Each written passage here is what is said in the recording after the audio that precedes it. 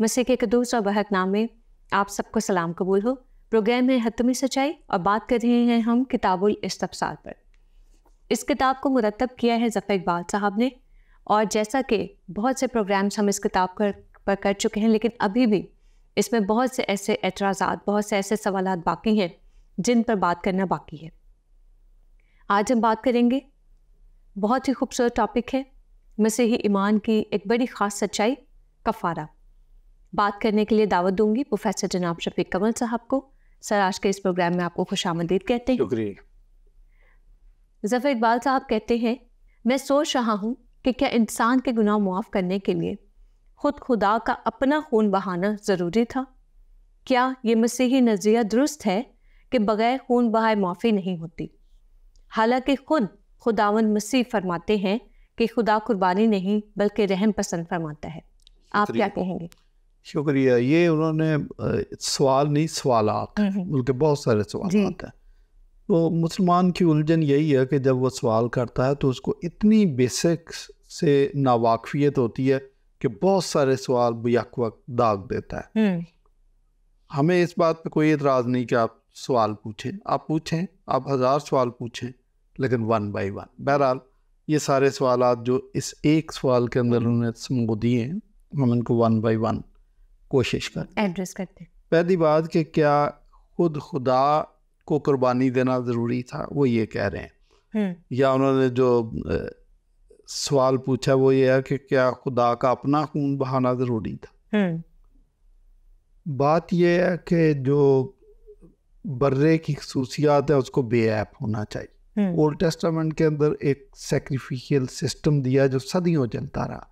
उसके लिए खुदा ने हैकल भी बनाई और मीडिएटर के तौर पर काहिन काम करता था, और गुनाहगार अपनी कुर्बानियाँ लेके जाते थे, बर्रे लेके जाते थे, और काहिन की ये ड्यूटी थी कि उस बर्रे को चेक करता था उसमें कोई ऐब तो नहीं है, उसको बेऐब होना चाहिए, और वो उसके बिहाफ पे, गुनाहगार के बिहाफ पे उस पर कुर्बानी कर देता था।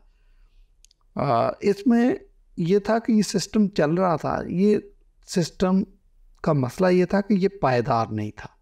मतलब अगले साल आपने कोई गलती कर दी तो आप दोबारा कुर्बानी दे, तीसरे साल अगर आपने कोई गुनाह कर दिया तो आप फिर से कुर्बानी दे।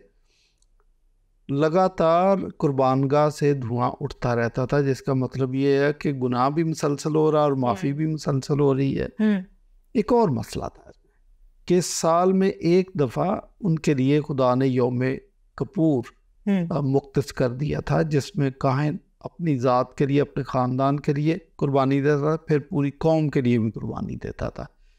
ये एक सेफ्टी वाल के तौर पर काम करता था कि कहीं भूल चूक से कौम ने या कौम के किसी एक फ़र्द ने कोई बात छुपा ली हो या उसको भूल ही गया हो, तो सेफ्टी वाल के तौर पर कुर्बानी कर देता था ताकि कौम इंटैक्ट रहे।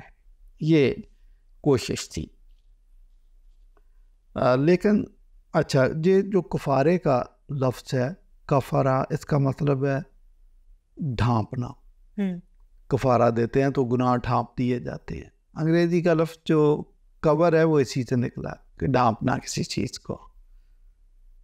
अब अगली बात आपने ये कर दी है कि क्या खुदा का अपना ज़रूरी था।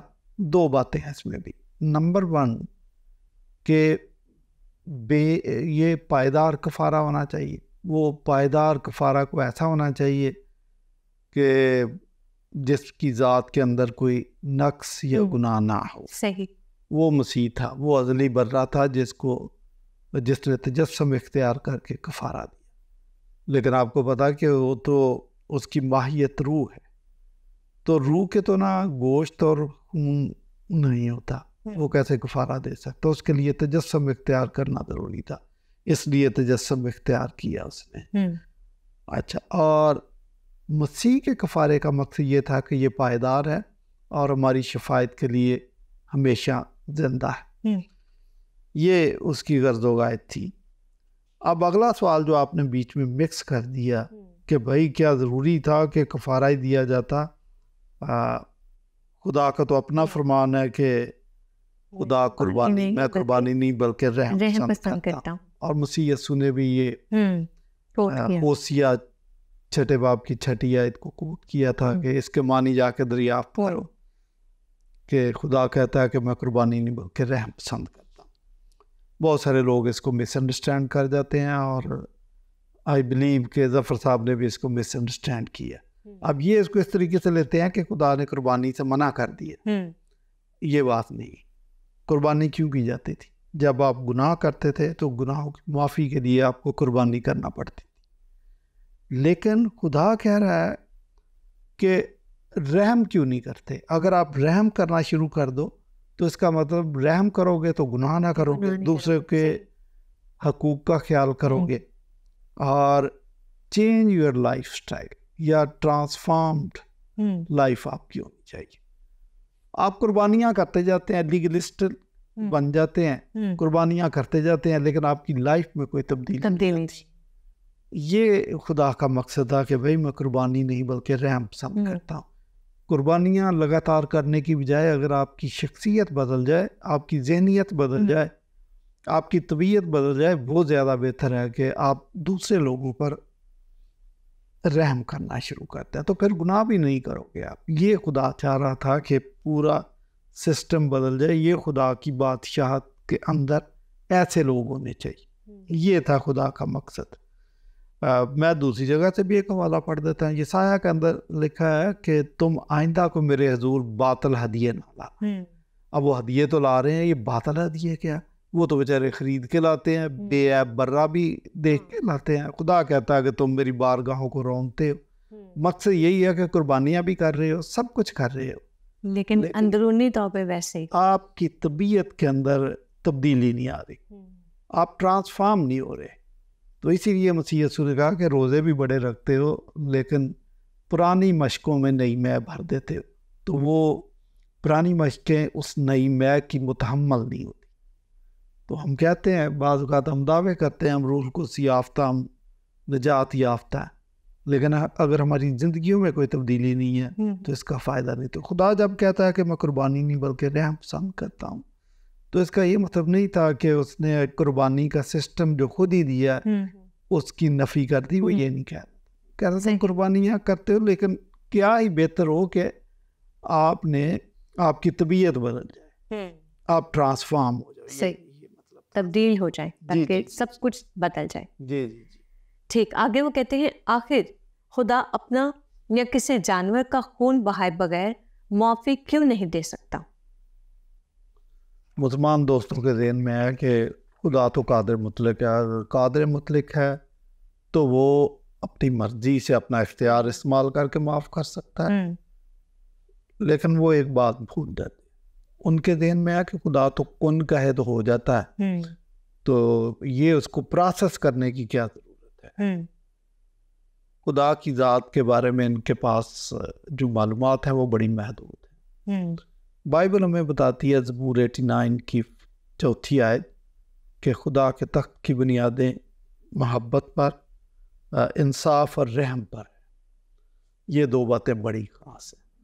और ये मोहब्बत और रहम का मतलब ये है कि जब वो रहम करता है तो इंसाफ का खून नहीं कर देता, और जब वो इंसाफ करता है तो रहम को नज़रअंदाज नहीं करता। ये बात याद रखनी। ठीक।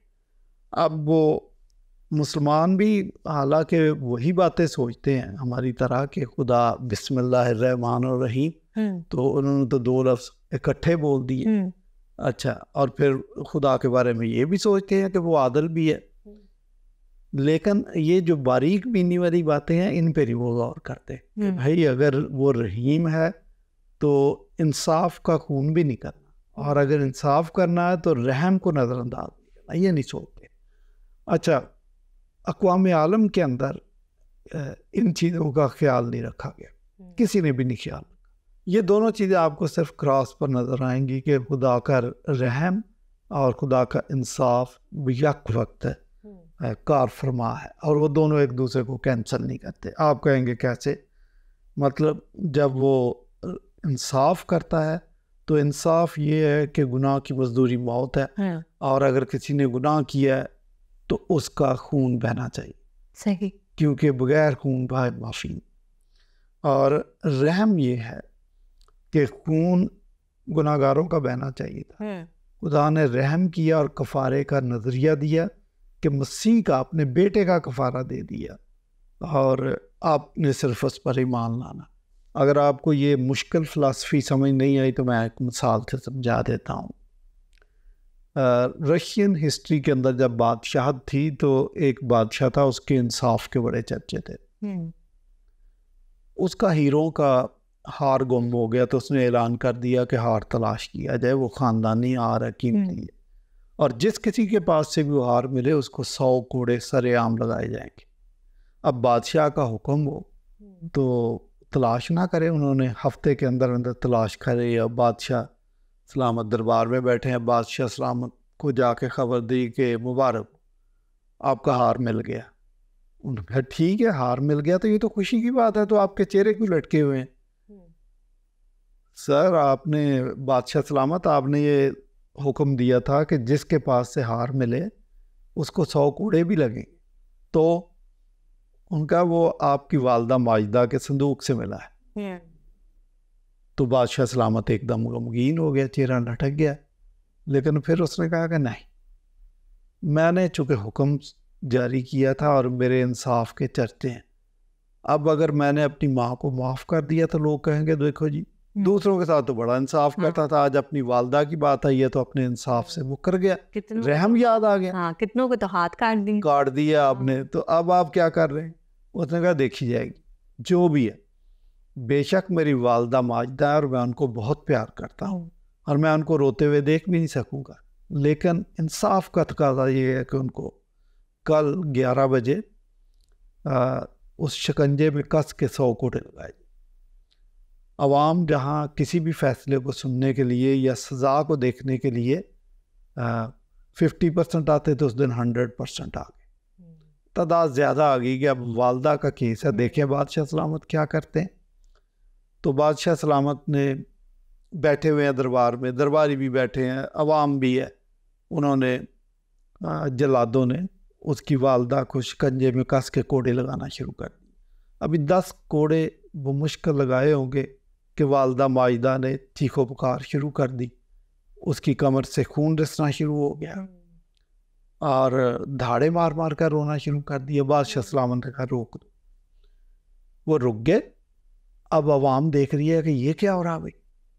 बादशाह सलामत ने कहा कि इसको खोल दो, उन्होंने खोल दिए और कहा कि इसकी जगह पर मुझे कस दो। उन्होंने बादशाह सलामत को उधर कस दिया शिकंजे के अंदर, उनका बाकी के 90 कोड़े मेरी पीठ पर तो लगा दिए गए। ये है वो चीज़ के रहम भी और इंसाफ। तो ये रहम और इंसाफ को यक वक्त काबिल अमल बनाना क्रिश्चियनिटी के अलावा या फ़लसफ़ा सलीब के अलावा आपको कहीं नहीं मिलेगा। तो ये जो जनाब का सवाल है कि क्या किसी जानवर का या खुदा का खुद अपना खून बहना ज़रूरी है, वैसे ही माफ़ कर देते, वो ना तो सलीब के फ़लसफ़े को समझते हैं, ना खुदा के तख्त की बुनियादों को समझते हैं कि कैसे करता है। ये बेशक खुदा कादिर मुतलक है, लेकिन अपने असूलों के ख़िलाफ़ वो खुद भी नहीं जाता। ये हमें सोचना चाहिए। असल में ये सोचते हैं हलाकू खान और हिटलर जैसे बंदों को समझते हैं कि खुदा ऐसा होता है, खुदा ऐसा नहीं है। देखें, हिटलर या हलाकू खान या कोई भी बादशाह, वो फ़र्क किस्म के कादिर मुतलक थे, वो असूलों पे नहीं चलते थे, उनके अपने असूल थे और वो किसी वक्त कोई भी असूल बन सकता है और जो नया असूल बनेगा हो सकता है कि कल वाले कानून को कंट्राडिक्ट करता हो। मसलन एक मैं मिसाल दिया करता हूँ कि किसी बादशाह के पास एक केस आ गया जी कि इसने 100 कत्ल किए। अच्छा, 100 कत्ल, इतना बहादुर आदमी, इसको इनाम इकराम से नवाजा जाए और शाही फौज में भी भर्ती करो और इसकी औलाद के लिए भी वजीफा और इसको जागीर दी जाए। बहादुर आदमी। अच्छा जी, अगला केस जी, एक बंदा है, ये कह रहा मुझे भूख लगी थी तो किसान के खरबूजे तोड़ दिए थे 2। अच्छा, चोरी की, इसके हाथ काटो सरेआम ताकि आइंदा किसी को जरूरत ना हो चोरी की। तो बादशाहों के फैसले तो ऐसे होते थे, लेकिन खुदा जो असूल बना देता वो पत्थर पर लकीर है। वो जब उसने अपने कलाम को, अपने कवानीन को लिखा है तो हीरे की नोक और लोहे के कलम से लिखा है। नहीं बदल सकते। तो यहाँ पर भी वो कहते हैं ना जी, खुदा ऐसे क्यों नहीं माफ़ी दे सकता? इसलिए नहीं दे सकता कि उसके बनाए हुए कवानीन माफ़ी देना चाहता है, और इनको पता नहीं है वो बेहतर तरीके से माफ़ी दे रहा है और पक्के तरीके से दे रहा है, आपको समझ नहीं आ रहा। बल्कि वो तो आपको भी माफ़ करने के लिए तैयार है अगर आप अपने दिल के दरवाजे को खोलें। आगे वो कहते हैं, क्या खुदा माफ़ी देने पर कादिर नहीं कि इसके लिए वो तावान या इफ्जाना तलब करता है? पहली बात कि ये तावान का लफ्ज़ जो आपने इस्तेमाल किया है ये गुस्ताखी है, लेकिन बहरहाल आप अपनी गुस्ताखी की माफ़ी मांगे खुदा से, वो आपको माफ़ कर देगा। खुदा की ज़ात के बारे में जो कुछ भी आपने बोलना है बहुत सोच समझ कर बोलना। अब आपने ये कह दिया कि खुदा तावान वसूल करता है, तो ये आपका और खुदा का मामला, खुदा से माफ़ी मांगे। अच्छा, तावान नहीं है ये, तो पूरी बाइबल में मुझे बता दें कि खुदा तावान वसूल करता है, ये लफ्ज़ दिखा दें। हाँ, या कोई ऐसी आयत जो ये कहती हो कि ये तावान है। हाँ, ऐसा कोई नहीं। ये मेरा ख्याल पाकिस्तानी अखबारें पढ़ते हैं या मीडिया की खबरें सुनते हैं तो वो बात ज़हन में रह गई है, तो उन्होंने कहा चूँकि पाकिस्तान में ये चीज़ें आम हैं तो इसलिए उन्होंने कह दिया कि खुदा भी तावान वसूल करता। खुदा नहीं तावान वसूल करता, फिदिया है। तो फिदिया देने के लिए भी खुदा ने गुनाह की सज़ा से बचाने के लिए अपने बेटे का फिदिया दे दिया था कि आपको सज़ा मिलनी चाहिए, आपका खून बहना चाहिए, उसकी बजाय मेरे बेटे का खून बहेगा। तो ये तो उसने फिदिये का या कफ़ारे का जो तरीक़ाकार दिया, ये खुदा का फ़ज़ल है। तो ओल्ड टेस्टामेंट में भी जो सैक्रिफिशियल सिस्टम था उसमें कुर्बानी का जो सिलसिला था, ये खुदा की, मैं समझता हूँ कि एक देन थी या उसकी तरफ से एक फैसिलिटी थी जो गुनाहगारों को दे दी गई कि आप बकरे का खून बहा दें या उसका कफ़ारा दे दे। अदरवाइज़ खुदा ये ना करता और कहता कि आपने गुनाह किया तो आप ही का कफ़ारा होगा, आप ही का खून बहेगा, तो बजाय आप तो मारे गए थे ना। ओल्ड टेस्टामेंट का तो कानून भी यही था कि जो सज़ाओं का सिलसिला, दांत के बदले दांत और जान के बदले जान, तो आप तो मारे गए थे। तो आप समझते नहीं हैं कि खुदा क्या कह रहा है। दूसरी बात है कि ईसाया 53 बाब ओल्ड टेस्टामेंट के अंदर खुदा ने ये बात कही है कि वो अपनी ही जान का दुख उठाकर उस फिदिये के बर्रे को देखेगा। तो जब उसके बेटे की जान गुनाह की कुर्बानी के लिए गुजरानी जा रही थी तो दरअसल उसका जो दर्द था वो खुदा महसूस कर रहा था। ये इनको पता नहीं है, तो ये कह रहे हैं कि वो कादिर मुतलक है तो वो तो ऐसे माफ़ कर सकता है। खुदा अपने असूलों की खुद भी खिलाफ वर्जी नहीं करता, ये इनको पता। सही, इस किस्म का वो कादिर मुतलक नहीं है कि अपने कवानीन की भी धज्जियाँ बखेर दे दो, ऐसा नहीं। आप देखें कायनात के अंदर जो कानून बने हुए, ज़मीन अपने मदार में चलती है, अगर मदार से 10 किलोमीटर बाहर निकल जाए तो आप तो गिर जाएं। सही, तो ऐसा नहीं हो सकता। सूरज का ज़मीन का एक ख़ास फासला है जिसकी फाइन ट्यूनिंग की गई है। वो फासला अगर बढ़ जाए या कम हो जाए तो या तो ज़मीन फ्रीज हो जाएगी या इसको आग लग बिल्कुल ऐसा ही, ठीक है, और लाइफ ख़त्म हो जाएगी। दोनों सूरतों में लाइफ ख़त्म हो जाएगी। आप खुदा के बारे में जानते नहीं हैं कि खुदा कैसे काम करता है। मैं एक छोटी सी बात आपको बताता हूँ। हर चीज़ गर्मी की वजह से या हीट की वजह से फैलती है जी, लेकिन पानी के अंदर खुदा ने एक खसूसियत रखी है कि ये 4 डिग्री तक ये फैलता है, सॉरी सुखड़ता है नीचे जब इसको लाते हैं, ऊपर से नीचे टेम्परेचर आता है, लेकिन 4 डिग्री के बाद ये फैलना शुरू हो जाता है। अच्छा, तो इसकी इस खसूसियत की वजह से जो बर्फ़ बन जाती है उसका वज़न पानी के वज़न से कम होता है, उसके मसावी वजन से, जिसकी वजह से बर्फ़ पानी के ऊपर तैरना शुरू कर देती है, नीचे का पानी गर्म ही रहता है और ये हीट को रजिस्ट करती है, आगे नहीं क्रॉस कर सकती। समुद्री लाइफ या दरियाओं की लाइफ या चश्मों की लाइफ इसी वजह से कायम रहती है। अगर ये खसूसियत ना हो तो सारे का सारा पानी जम जाए, बिल्कुल, और लाइफ ख़त्म हो जाए। ख़त्म। तो आप खुदा को ये समझते हैं कि वो बगैर किसी हिकमत के काम करता है और वो कादिर मुतलक है, तो मादर पे दर आज़ाद, ऐसी बात। सही। और खुदा जो अपने असूलों और कवानीन के तहत चलता है वो हमारी ही बेहतरी के लिए, वरना तो हम खुद तबाह बर्बाद हो जाएंगे। आप देखें इंसानों के किए गए तमाम जी ये जो कायनात के अंदर तकरीबन स्कॉलर्स कहते हैं कि 25 चीज़ें हैं जिनकी फाइन ट्यूनिंग की गई है। ये लाइफ के लिए की गई है कि ज़मीन पर लाइफ कायम सस्टेन, वरना बाकी तो जो अजराम फल्की कहीं पर भी लाइफ नहीं है। सही। तो इसको आप समझते नहीं है कि खुदा किसी सिस्टम के तहत काम करता है, असूलों के तहत काम करता है। विलियम लेन क्रेग कहता है कि ये जो आप कहते हो कि खुदा ने धमाका किया था, बिग बैंग, ये बिग बैंग ऐसा नहीं है जो आजकल धमाके होते हैं, ये इंटेलिजेंट बिग बैंग था, किया खुदा ने, ऐसा ही हुआ। लेकिन आप देखें कि ये बिग बैंग कैसा था कि बाद में लाइफ और ऐसा माहौल हो गया कि लाइफ सस्टेन। तो इसका मतलब इसके पीछे कोई इंटेलिजेंट ज़हन था। ऐसा धमाका आप करके दिखा दीजिए, हमने जापान में एटम बम मारा, अब उसके बाद फौरन वहाँ पर फूल उगना शुरू हो जाएंगे। बल्कि वो बेचारे खलकत जो आज तक परेशान है, उस एटमी धमाके के असरात इतने खतरनाक थे। कितने साल गुजर गए, कितने सालों साल गुजर गए। खुदा अगर फिदिया लेता है तो इसके यहाँ इस फिदिये का मुसर्रफ क्या है? बड़ा ही अहमकाना सवाल है।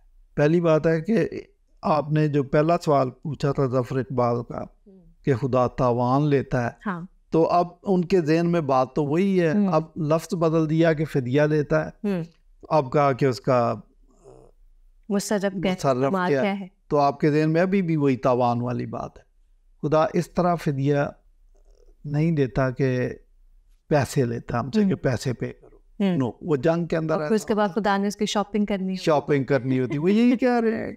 खुदा तो फिदिये के लिए जो बर्रे मुहैया किए वो भी उसके ही अपने बनाए हुए हैं, ठीक है। तो ये तो उसका रहम और फजल है कि आपको एक फैसिलिटी दे दी है। और अब जो सलीबी कफारा है उसके अंदर उसने अपना बेटा कुर्बान कर दी, वो कौन से आपसे पैसे ले रहा, ये तो मुफ्त में है। निजात हमें मुफ्त मिलती है, आपने सिर्फ ईमान लाना, सिद्के दिल से उसे कबूल कर। तो भाई आप थियोलॉजी को तो समझें।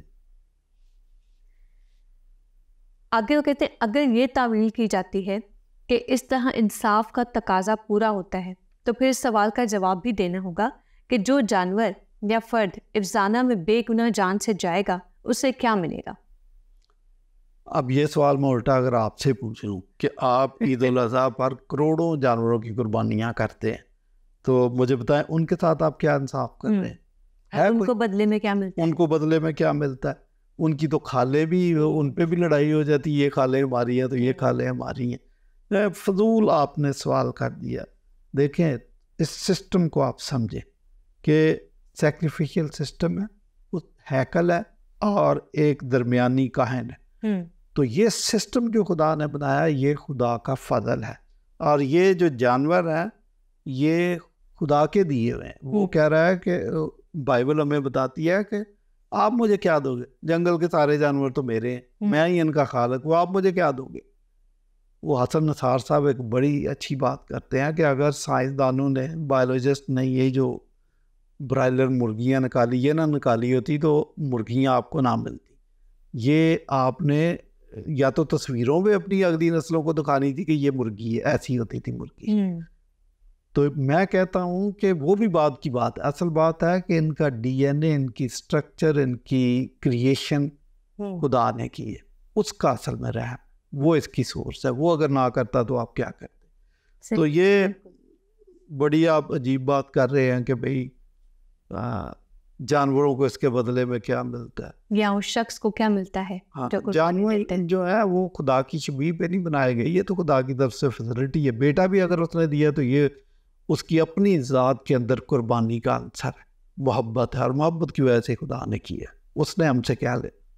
जी आगे वो कहते क्या इंसाफ का तकाजा यही है कि एक गुनहगार के बदले एक बेगुनाह की जान ले ली जाए। जी इंसाफ तो सिस्टम मैंने आपको बताया कि कफ़ारे के लिए बेऐब बर्रा ही चाहिए। और आप जो कहना चाह रहे हैं कि गुनाहगार के बदले में गुनाहगार ही होना चाहिए, ये ठीक नहीं है। आप कोर्ट में भी गवाही देने के लिए बंदा पेश करते हैं ना, तो ये नहीं है जी कि गवाही के लिए आया और बंदा बड़ा गुनाहगार है, डाकू है, तो इसने 16 डाके मारे हुए हैं 100 कत्ल किया हुआ है तो ये गवाही देने है। जज कहेगा नहीं नहीं, अक्ल, बालक, समझदार और दयानतदार आदमी होना चाहिए। हमारे मुल्क में तो आजकल बहुत चल रहा है कि जी जो MNA MPA मिनिस्टर बनते उनको भी ये सारी खसूसियात होनी चाहिए।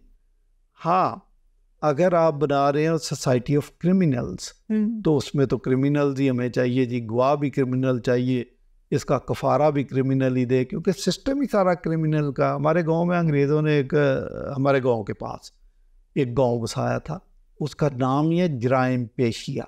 अच्छा। हाँ, तो वो सारे जराइम पेशा लोग उनको ज़मीनें दे के उनको कारोबार शुरू करा के एक गाँव में उन्होंने बसा दिया था, और भी बसाए होंगे। उनका मकसद ये था कि एक ही जैसे बंदे इधर बसा दो।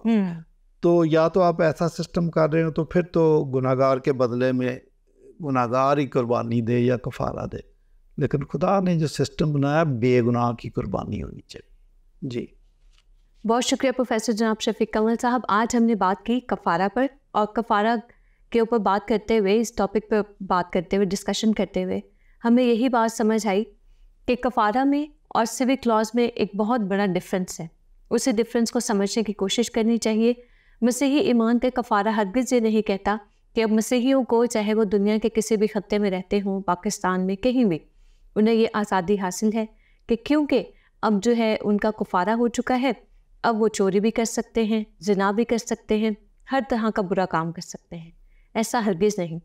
जिस तरह के गुफ्तगू के दौरान प्रोफेसर जनाब शफीक कमल साहब ने कहा कि कुर्बानियाँ जो पहले बकरों, बर्रों की, बछड़ों की हुआ करती थी, उसकी वजह से इंसान की अंदरूनी तब्दीली कभी भी वाक़ई नहीं होती थी।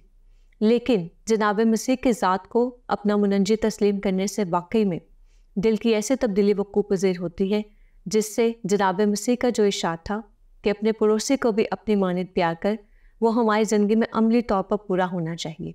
वो आज भी बाहें फैलाए आपको कहता है कि आ बेटे घर लौट आओ, हाँ बेटी घर लौट आओ। आज के प्रोग्राम से मुझे और प्रोफेसर जनाब शफीक कमल साहब को दीजिए इजाज़त। फिर किसी प्रोग्राम में मिलेंगे आप सबको हतमी सच्चाई तक पहुंचाने के लिए। तब तक के लिए सच को जानिए, सच को खोजिए, और जब सच मिल जाए तो उसे कबूल कीजिए। बहुत शुक्रिया। खुदा हाफ़िज़।